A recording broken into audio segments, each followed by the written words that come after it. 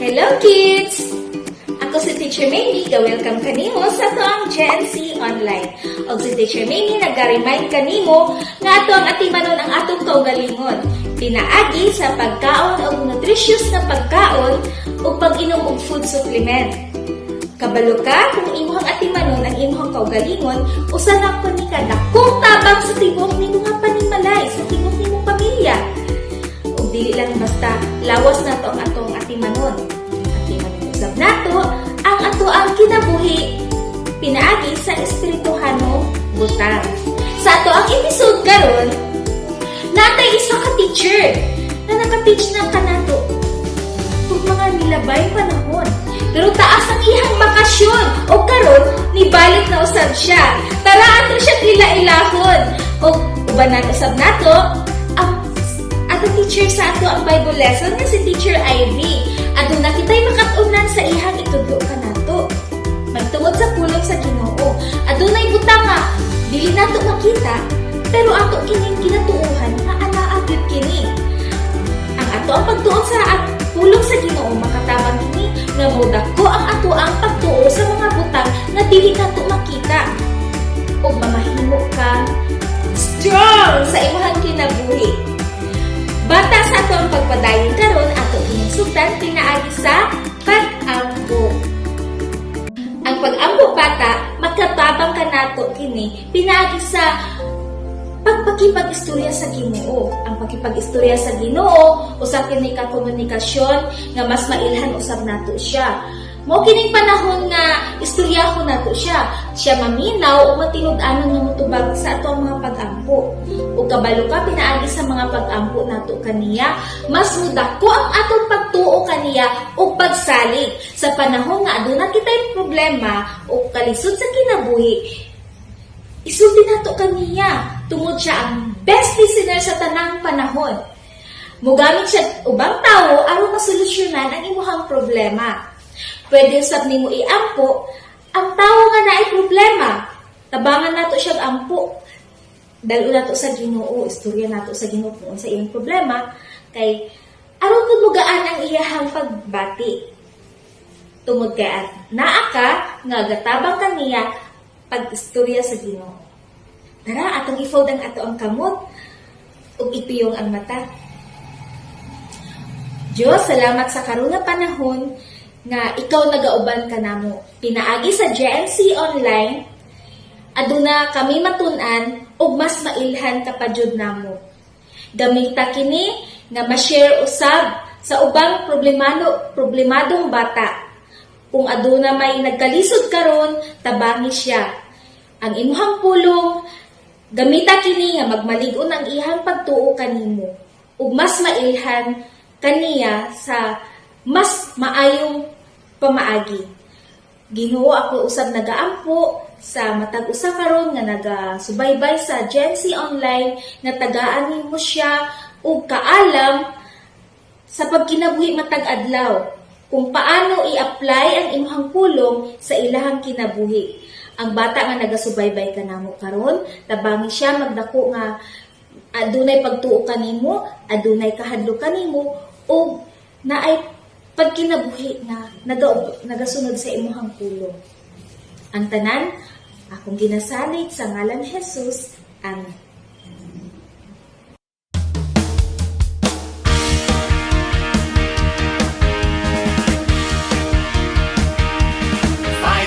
Strong in the Lord and in the strength of His might. Finally be strong in the Lord and in the strength of His might. Ephesians 6 verse 10. Ephesians 6 verse 10.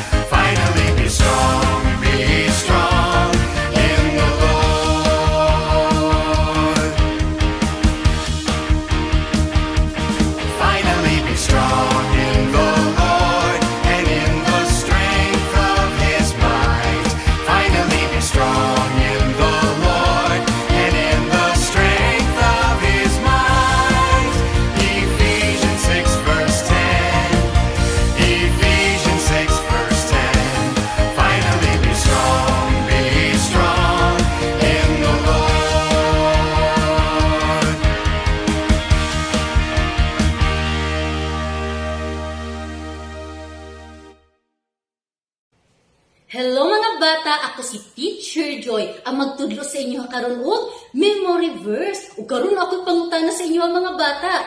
Si kinsa ganahan magdula og hide and seek? Ug kung sa ba inyong gusto nga kung kamo ang nagapangita o ikaw ang ginapangita? O karon mga bata, di ba ang meaning sa sikay na amoy ginapangita nga usa ka butag ug ang kaning Biblia sad mga bata nagsulti siya nga naata kung unsa ang atong dapat nga pangitaon ug mao na atong mahibawan sa ato nga memory verse karon. Ug ang atong memory verse mga bata makita dinhi sa Biblia. Ang Biblia mao ang pulong sa Dios ug nabahin kini sa duha mao ang Old Testament ug New Testament. Ug ang atong memory verse karon makita siya sa Old Testament sa Book of Psalms. Ug ang pinakadali kaayo nga pamaagi mga bata nga dali na kayo nato makita ang Book of Psalms is abrihan na nato ang tunga sa ato ang Bible. Ug makita nato ang Book of Psalms ug ang memory verse nato karon makita siya sa Psalms 119 verse 2. Kaya akong pagbabasa diri sa Biblia, blessed are they that keep His testimonies and that seek Him with the whole heart. O karon sabay na mo basa sa akwa dinhi sa ato ang visual. Psalm 119 verse 2. Blessed are they that keep His testimonies and that seek Him with the whole heart. Psalm 119 verse 2. Karon akong explain sa inyo kung usabot pasabot sa ato nga memory verse. Blessed are they that keep His testimonies. Ang buot pasabot dinhi sa testimonies mga bata, mao ang pulong sa Dios ug ang gusto sa Dios nga tumano nimo ang iyahang pulong kay mao ni ang labing maayo diha kanimo. Ug kani and that seek Him with the whole heart. Ug dapat pangitaon nimo ang Dios sa kinasing-kasing yun. Pinaagi sa pagbasa dinhi sa Biblia. Kay og tumano nimo kay titong kaning Biblia makatabang siya kanimo nga magdako ka nga buutan nga bata og may kahadlok diha sa Dios. Ug kung tumano nimo ang pulong sa atong buhi nga Dios, ang imong kasing-kasing puno sa kalipay kay nituman makasapulong sa Dios. O kung ikaw bata, kung wala pa si Jesus sa imong kasing-kasing, kung wala pa nimo siya nga gidawat ng imong personal na manluluwas, maglisod ka og pagpangita diha sa Dios. Apan ikaw gipangita ka sa Dios bata. O gusto siya makipag-friend diha kanimo. O dapat sa liga nimo siya o pasudlo nimo siya sulod sa imuha nga kasing-kasing. O kang ikaw po bata nga nadawat na ka kay Jesus na siya sulod sa imong kasing-kasing, kinahanglan na always nimo siya tumanon. Pinaagi sa pagbasa dinhi sa iyaha nga pulong. O permi nimo pagahinumdumon nga mag-obey, magtuman kasi ng mga pulong kay ang Dios na asyay promise diha kanimo nga i-bless ka niya. O karon aron dali ma-memorize ang atong memory verse, naaduna tay dula ang pangalan sa atong dula kay Crazy Stand-Ups. O karon ang mga bata nga nakasuot og kulay blue, color blue ang ilang sanina, magtindog og basahon ang ato nga memory verse. Kung magsugod ta di sa Psalm 119 verse 2. Blessed are they that keep His testimonies and that seek Him with the whole heart. Psalm 119 verse 2. Ug karon ang mga babae na pud magtindog ug magbasa sa ato nga memory verse. Psalm 119 verse 2. Blessed are they that keep His testimonies and that seek Him with the whole heart. Psalm 119 verse 2. Ug karon ang mga lalaki na pud magatindog og basahon atong memory verse. Psalm 119 verse 2. Blessed are they that keep His testimonies and that seek Him with the whole heart. Psalm 119 verse 2. Ug katong mga bata nga nagsutog headband. Ug atong pagbasahon ato ang verse. Psalm 119 verse 2. Blessed are they that keep His testimonies and that seek Him with the whole heart. O karon mga bata, sabay na ta magabasa. Psalm 119 verse 2. Blessed are they that keep His testimonies and that seek Him with the whole heart. Psalm 119 verse 2. Ug mao na atong memory verse karon mga bata. Maayong adlaw mga bata. Ako ang inyong kapuyog sa atong Bible story karon nga adlaw. Mga bata, nakahinumdum ka ba kung kinsa si Pedro? Oo, ni aging story, mahitungod usab kang Pedro. O karon, ang atong istorya, mahitungod gihapon kang Pedro. Tama, si Pedro, isa siya kang mangingisda.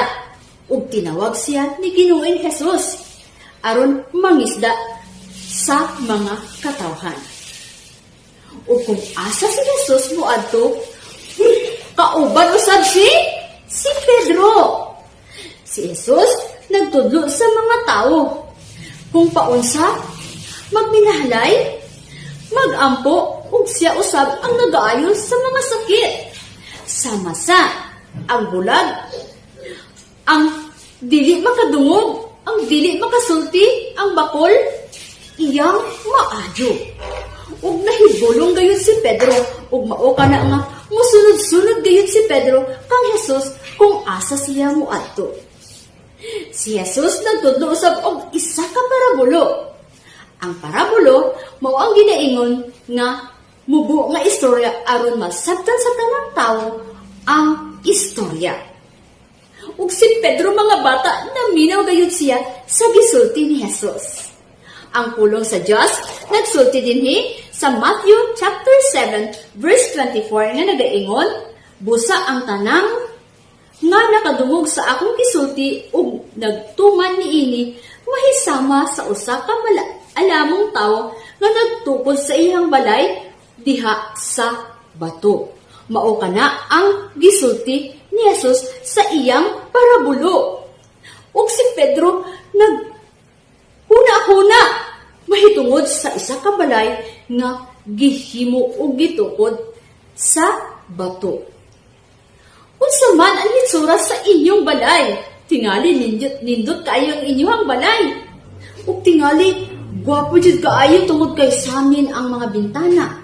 Apan ni atong unang panahon, ang balay sa panahon ni Jesus nga naa pa sa kalibutan, gagmay lang ang mga balay. Ug nahimo siya sa bato o bricks. Ang iyang salog nahimo lamang sa lapok nga gipagahi. Ing ana ang balay ni atong unang panahon apan gitukod siya sa bato ug lig-on gayud. Sama sa gihuna-huna ni Pedro nga gisulti ni Jesus sa iyang parabulo. Ang maalamon nga tawo nagtukod sa iyang balay sa bato. Nga kung kini puso-pusuhon siya sa balod or sa kanang hangin, ulan, kidlat o unsa pagyud ang mahitabo, baha ba, mubarog gayud siya ug magligon siya ug dili siya matumba. Ang balay nga gitukod sa bato, lig-on gayud. Mga bata, kinahanglan gayud dato nga mubarog kita. Sama sa isa ka maalamon nga tawo nga mubarog gayud kung unsa ang mga pagsulay, unsa ang mga tentasyon nga dili gayud matarog sa mga problema. Ang pulong sa Dios nagsulti dinhi sa Matthew 25 nga nag-ingon, sa dihang mibundog ang ulan ug mibaha, ang mga suba ug ang hangin mihapak ug mikuso-kuso ni atong balaya. Apan ang balay wala siya nabungkag, wala siya niguba tungod kay ang iyang pundasyon lig-on ug wala siya natumba. Sama usab kanimo bata, kinahanglan gayud nga magmalig-on kita tungod kay ang Dios adunay anindot nga plano alang kanimo ug kanako. Ang balay nga gitukod sa bato mubarog gayud siya ug dili gayud siya matumba. Sa mga ikaw mituo diha kang Jesus nga imong manluluwas. Kung ikaw na ay Ginoo sa imong kasing-kasing, bisag unsa pa nga mga pagsulay, unsa pa nga mga tentasyon nga nagabot sa imong kinabuhi kalisod, ikaw magabarog gayud tungod kay ang Dios magatabang gayud kanimo ug dili ikaw matumba, dili ikaw maunsa. Ang pulong sa Dios nagasulti dinhi sa Isaiah chapter 26 verse 4 na nagaingon, saligi kanunay ang Ginoo kay siya mao ang batong dalampanan nga nagapabilin hangtod sa hangtod. Mga bata, kailangan din nato nga saligan ang Ginoo. Tungod kay siya ang buhing bato nga atong dalampanan. Siya ang magluwas kanato ug magkauban nato hangtod sa hangtod. Kung ikaw mituo kang Hesus, na siya'y gusto nga plano diha kanimo ug tungod kay siya nasayod sa tanang butang sa iyang plano diha kanimo. Gusto ni Jesus na masabtan nimo siya tungod kay siya ang tinuod nga bato o kinahanglan gayud nato saligan tuuhan nato si Jesus. Ug mga bata, naminaw gayud si Pedro. Hala, nagsigi gayud og paminaw si Pedro samtang nagsulti si Jesus.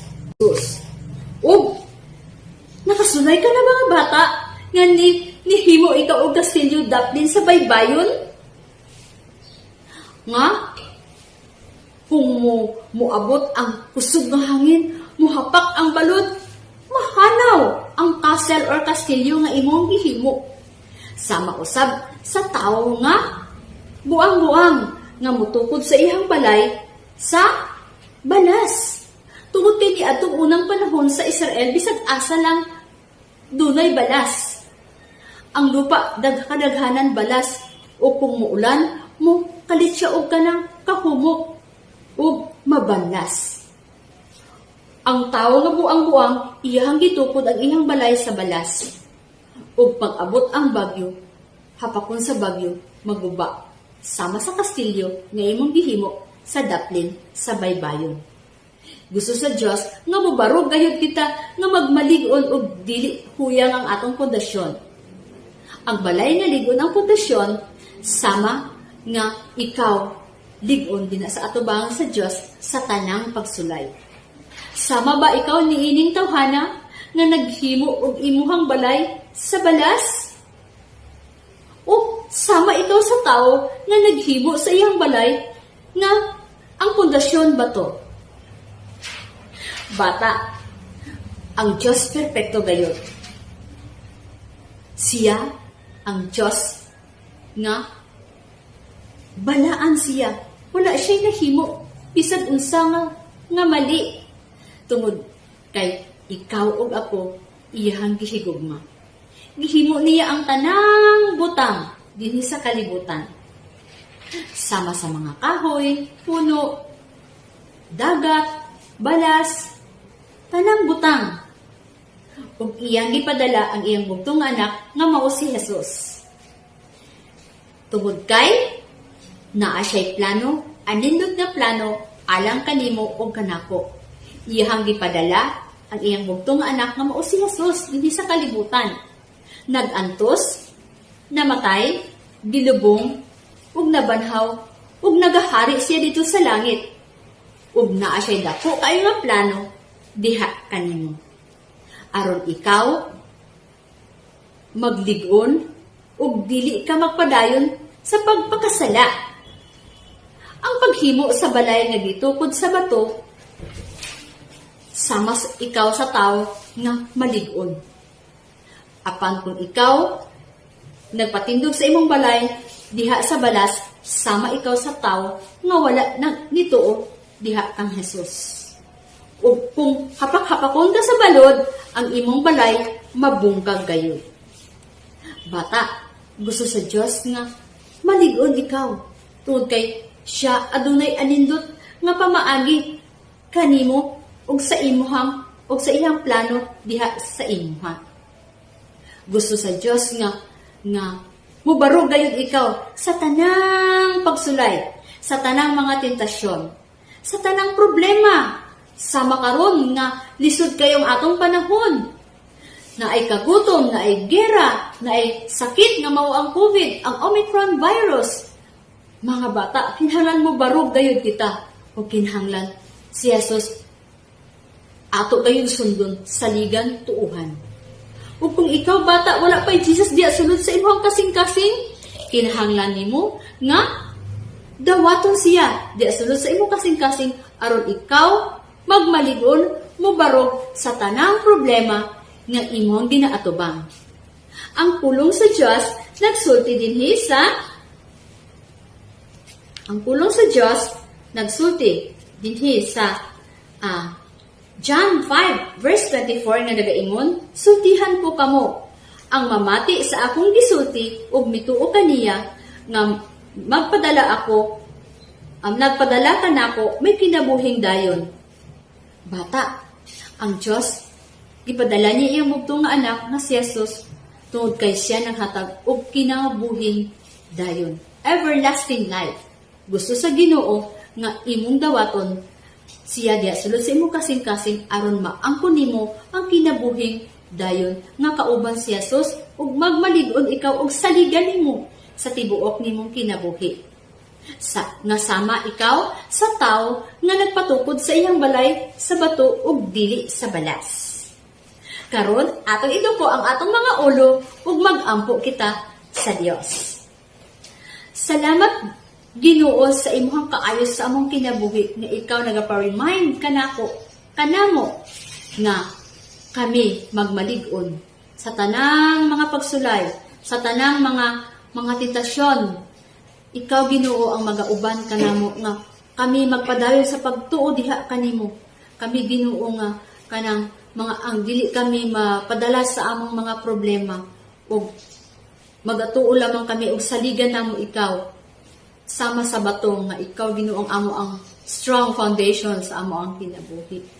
Tabangi kami Ginoo nga ikaw Ginoo ang magabugkos kanamo sa imong gahom sa matag adlaw. Ug hatagan mo kami og kanang kusog kabaskog Lord sa pag-atubang sa tanang problema nga maglig-on gayud kami sa pangalan ni Jesus. Amen ug amen.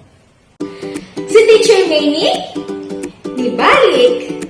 Nahinumduman pa ba nimo ang ato ang teacher nga si Teacher Joycel? Dugay siya nawala sa ato ang GFC online pero karon nakauban na usab nato siya. Na-miss ba nimo siya? Kung first time nimo, ganahan ka ba sa atong episode karon? Nang hinaot ko nga nakasabot ka o na-bless gyud ka sa pulong sa Ginoo. Ato ang hinumdumon ang ato ang memory verse sa Psalm 119 verse 2 na nagaingon, blessed are they that keep His testimonies and that seek Him with a whole heart. Psalm 119 verse 2. Mao ka nang gitulo ni Teacher Joycel o sa kay Teacher Ivy, mahitungod usab sa malig-on nga bato, ang parabola nga gitulo ni Jesus. Bata, dili nato kalimtan na magpaka-wise ta. Tungod kay ang imong pagtuo, dili nimo ibutang diha sa kay Jesus. Maulang bahala ang tanan. Masayang, pero kung ang imong pagtuo, ibutang nimo kay Jesus na mao ang pundasyon, bata, magdako ikaw na magmaalamon. Dili kalimtan nga ikaw wise. So ang imong pagtuo, magatabang kanimo sa imong kinabuhi nga magdako ka, nga magbalig-on, ug laban ang tanan nga problema, laban ang tanan nga kalisod, pinaagi sa pag-ampo sa Ginoo. Tugyan nato kini ug ang ato ang pagtuo kaniya, magdako ikaw nga batang. So until next time, God bless you.